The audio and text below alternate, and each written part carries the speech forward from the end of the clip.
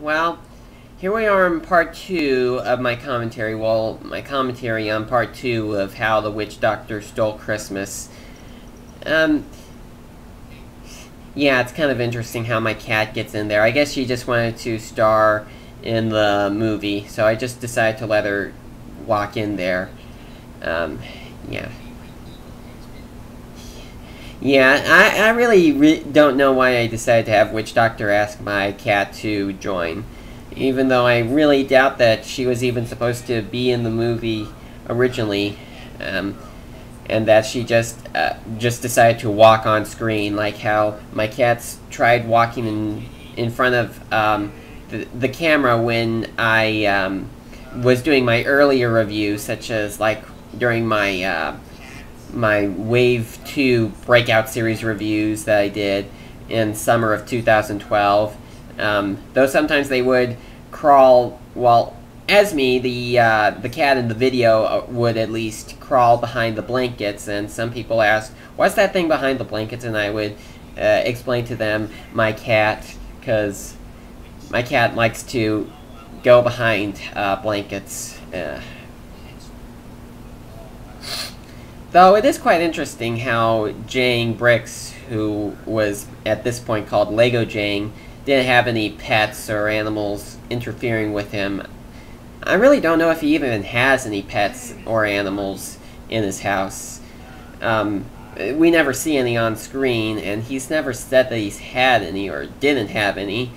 Though it could be a possibility that he lives in a pet-free home, which I really think is kind of, well, I really hate to even think about a home that does not have any pets, because pets are great, but if Jang does not want to have any pets, that's fine, but if he does have any pets, that's okay too.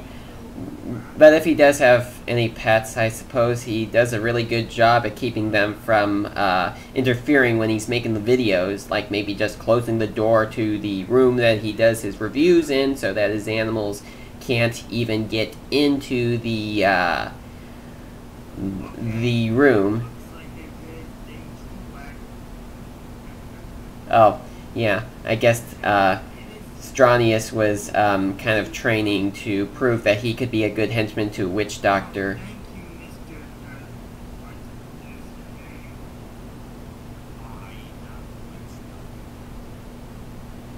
It was certainly good fitting for Gruntilda's theme from Banjo-Kazooie to go along with Witch Doctor's theme, since he is a Witch Doctor. And also how I used the Grunty's final battle music at the end, the very end, in the final part in Part 4. I would probably say that, well, I also remember when I got the Witch Doctor set and how the instructions told me to use the white tubings, though the box showed that he had the red ones, so I used the red ones instead because I think they looked a bit more right for it. I didn't want Witch Doctor to look too much white, though they were white in the TV episode on Savage Planet, though his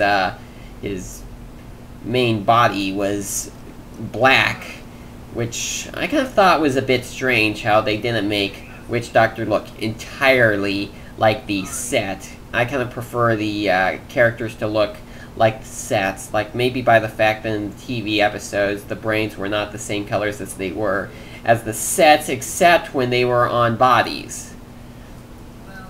Though of course by the time this special was being filmed, the Brain Attack series sets weren't even in existence yet. I don't know if they even had any plans, since by this point in time the Breakout sets, the first wave, had not been released yet.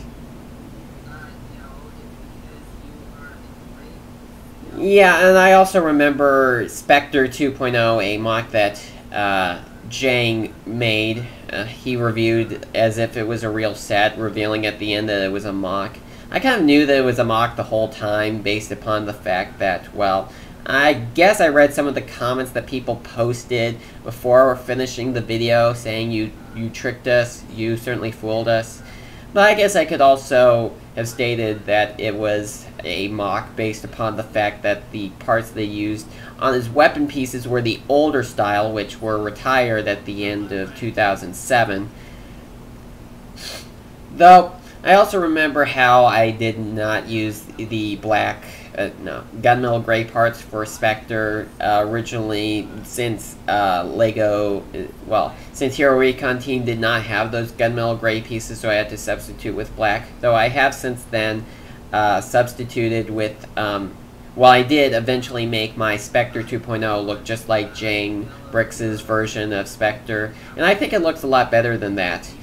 He kind of looks a bit weak in my earlier version of him because, well, I really don't know. I guess he did not have a lot of bulk on him. He does not look... I mean, I did like him at the point in time, since he... I guess could be because... I really don't know. I guess it could be all by just the fact that I had to use something, since Hero Recon Team didn't have the gunmetal gray parts that I needed, so I pretty much had to rely on Bricklink, though. But at the time that I did do Hero Recon Team, I did not know about Pick-a-Brick or Bricklink. I think it was another fan on DeviantArt who mentioned about Pick-a-Brick, and that I could do that rather than buying parts from LEGO Digital Designer, which would be a lot more expensive than if I used Pick-a-Brick for that.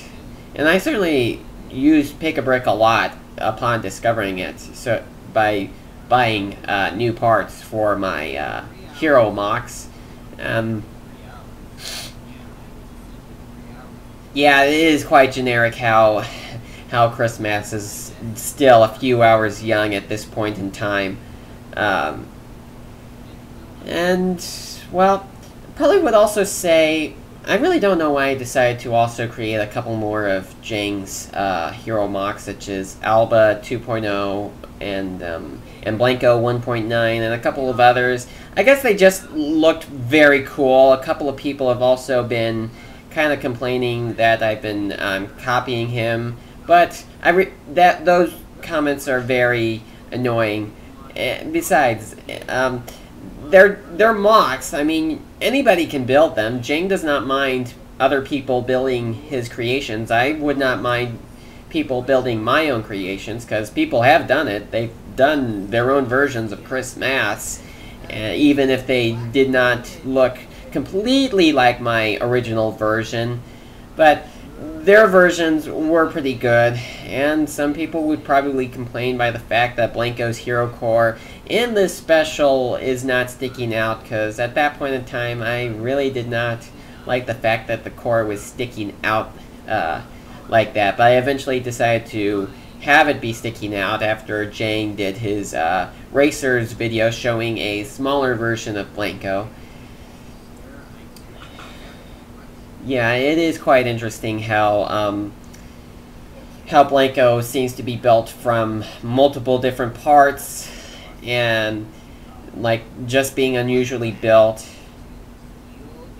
Though I guess that could be a couple of reasons why I decided to stop making mocks that LEGO Jang originally made, because I was getting tired of people constantly leaving those spam messages.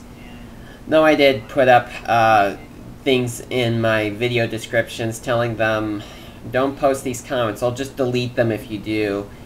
And I think one person said, I'm not going to say who it was, but some person asked me why waste my time deleting comments. Well, it's not a waste of time. It's well worth it when the comment is gone. The real person who's wasting their time is that person posting the comments in the first place. It's worth it to delete them.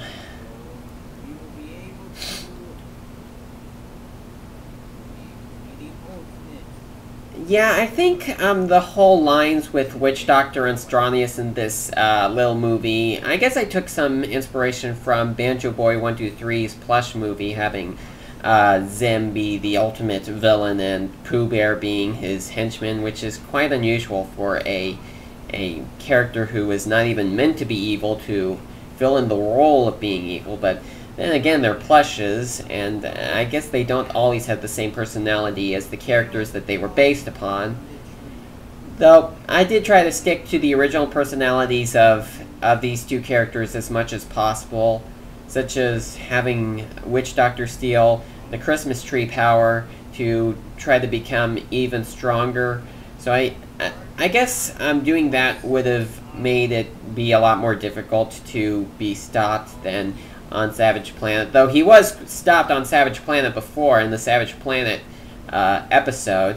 So I really don't see what the whole point of doing that again after he broke out in the Breakout again would be, since he's already failed at it before. But I did put in some sort of story that Quasar Corrupted started stealing the Quasar from the planet Quatros after Witch Doctor was captured, and upon Witch Doctor's escape in the Breakout, Forrest discovered Quasar Corrupted stealing the Quasar from the planet Quatros, and just stopped him when he went there to stop Witch Doctor, and guess he took them both back to the Hero Factory prison.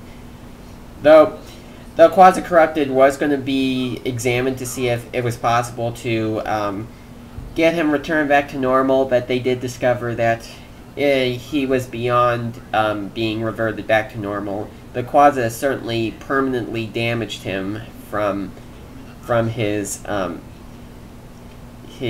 I guess consumination. I'm not quite sure.